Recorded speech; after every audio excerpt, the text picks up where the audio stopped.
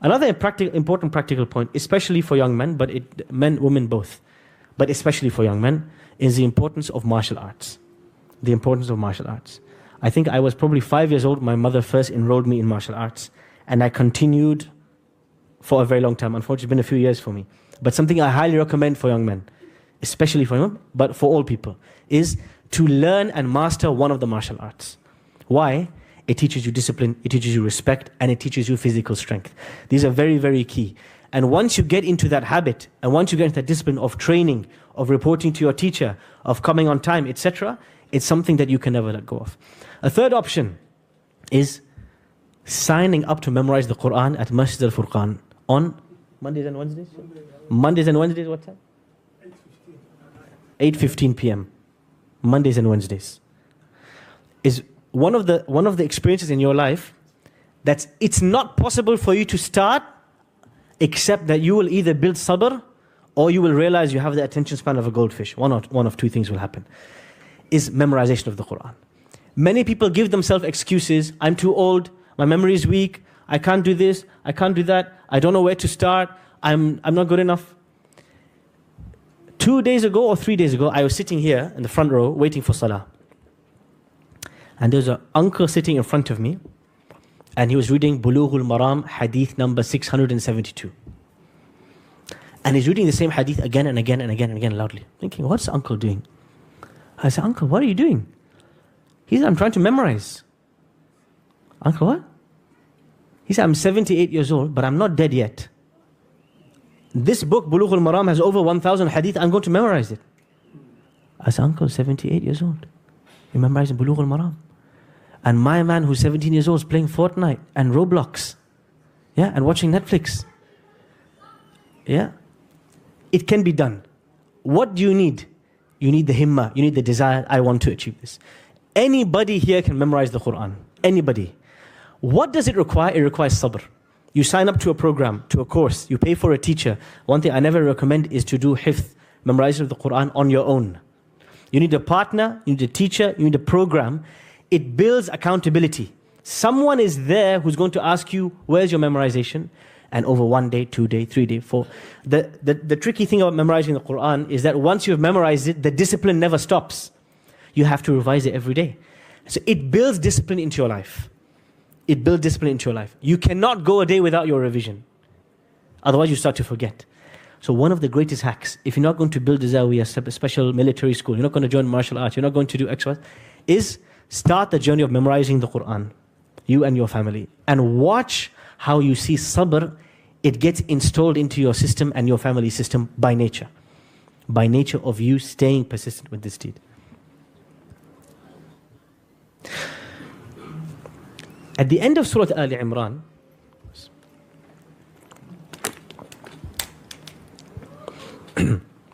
at the end of Surah Ali Imran, Allah subhanahu wa ta'ala says, يا أيها الذين آمنوا اصبروا وصابروا ورابطوا واتقوا الله لعلكم تفلحون.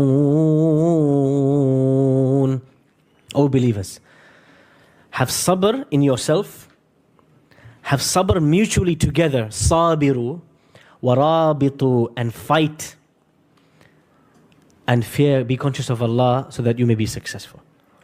One of the most important parts of developing sabr is having accountability. Having somebody hold you to account. Very simple thing. Let's say you don't have the sabr to pray Fajr, or you don't have the sabr to pray Fajr in the masjid. Very simple. Ask a friend to call you every day at Fajr time. Someone you know has already mastered it. Ask somebody else to hold you to account. Or tell somebody you respect, a teacher, a senior to you, I'll meet you at the masjid at 6 a.m. Now the whole night you're worried, I don't want to miss my alarm. I cannot snooze. Why? If I don't fear Allah, at least I'm worried about this person who's waiting for me in the masjid. I don't want to embarrass myself. So see how you can create systems of accountability to help you build your sabr. Anybody who tries abandoning social media for a period of time will find that there's somehow 5 extra hours in the day than they imagined before. You know, when you enter an aeroplane, you see everybody glazed looking at screens, watching movie. They wait the whole year to come on a flight so they can watch all the latest movies. 1, 2nd, 3rd, 4th, 5th, 6th. Yeah. I know people, from them, Ustad Jamal Abdel Nasser, who frequently teaches in this masjid, my beloved brother and my good friend, may Allah bless him and protect him, who has done a khatma of the entire Quran on a flight. Him and Sheikh Abdul Rashid al-Sufi. Sitting in the aeroplane, while everybody else is catching up on the last 8 seasons of what they missed, they've done a khatma of the entire Quran. What does it take? It takes the desire for that which is waiting for you in the afterlife. Let me talk a little bit about saying no to temptation.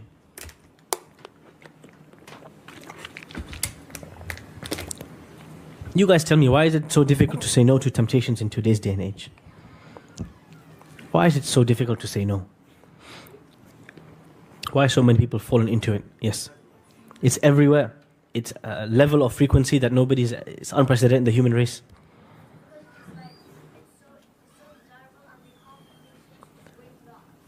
It's so desirable and nobody can be patient to wait all the way to the hereafter. It's become normalized. It's become normalized. It's normal, adi. It's nothing special. Yes?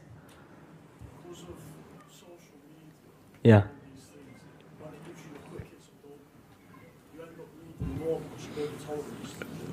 So then you just have to keep going and overindulging in things that are just not correct to indulge in at all, really. He's saying social media gives you these quick hits of dopamine. It makes you excited, happy every time you check it. You need more and you need more and you need more. It's never enough until you get to the situation where you need something much worse. There's one very important thing about sabr. Just as sabr is built gradually through the right environment, the right teachers, through good accountability, through desiring the afterlife and reminding and remembering and reflecting and being certain in what Allah has promised you, just as sabr is developed gradually in this way, you can lose it gradually as well, slowly and surely. One of the most important points in terms of being able to say no to what tempts you is having a way to constantly remember and remind yourself of the fear of Allah and His consequences.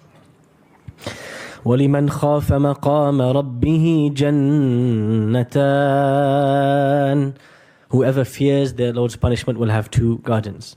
When Allah talks about the fire, the hellfire in the Quran, and when Allah subhanahu wa ta'ala talks about the punishment that He has promised the people of the fire, إِنَّ شَجَرَةَ الزَّقُّومِ طَعَامُ الْأَثِيمِ. In the fire there is a tree called Zaqqum. This is the food of those who are in the fire.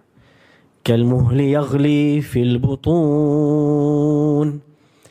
People will eat from it and their stomach, the intestines will come out due to the pain and the spikes on this tree and the pus and the blood and the heat of the fire. كَغَلْيِ الْحَمِيمِ خُذُوهُ فَاعْتِلُوهُ إِلَى سَوَاءِ الْجَحِيمِ. Allah reminds us of these visions. He wants you to graphically envisage what is waiting for the people of the fire, because this is the only way for you to look at something delicious and say, no, it's not worth it for me because of what Allah has prepared for me. The other thing Ibn Qayyim mentions is having haya, having a bit of shame in front of Allah. And I've talked about this before. Remembering the blessings Allah has given you to remind you, how can I indulge in this? How can I get involved in something like this?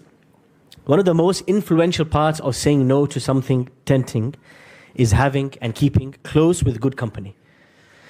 I often say, if you're going to be on your own and being on your own is bad for you, it's better you are with somebody else. Oftentimes today, we don't have the routine of being around good company. Good company takes effort. Many people think having good friends is automatic. Yes, maybe in primary school, but after a certain age, you have to make an effort to see people, to visit them, to call them up, to check on them, to gift them, to go out with them. You have to develop these relationships. If you don't develop the relationships, the good company, it's very, very likely you will lose them, and you'll lose one of the greatest forms of sabr, which is al-musabara, having good companionship. When we look at the Masjid al-Furqan, this masjid that we are part of here today, there are a group of people who come here for jama'ah, for congregational prayer multiple times a day, and over the months and years they became friends. They got to know each other. These are the Ahlul Masjid. These people are familiar faces. Maybe they visit each other.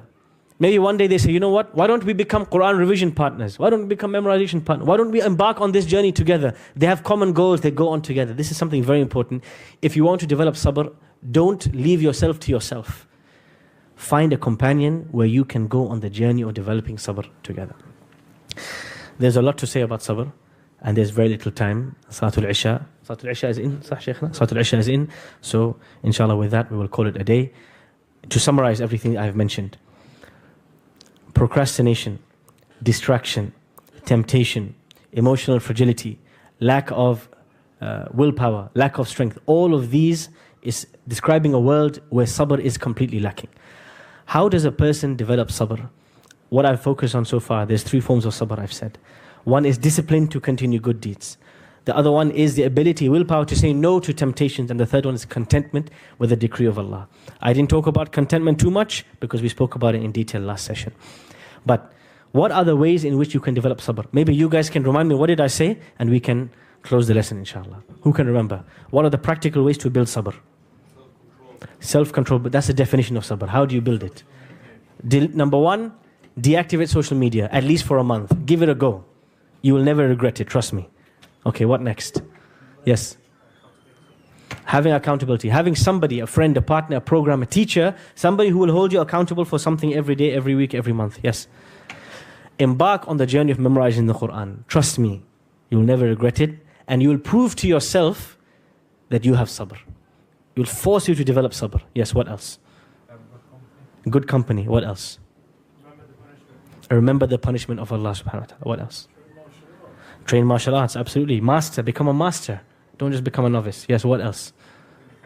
Having haya, remembering the favors Allah subhanahu wa ta'ala has given you. What else? Sorry? If you can't be alone, don't be alone. If being alone is going to be bad for you, just be here in the masjid. Come here. Most of the time it's open. This environment is much better for you than being alone at home in your bedroom on the phone. Trust me.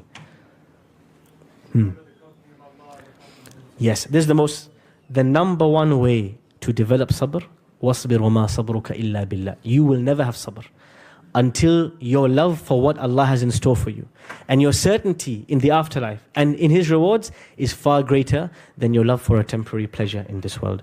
أقول قولي هذا وأستغفر الله لي ولكم. بارك الله فيكم.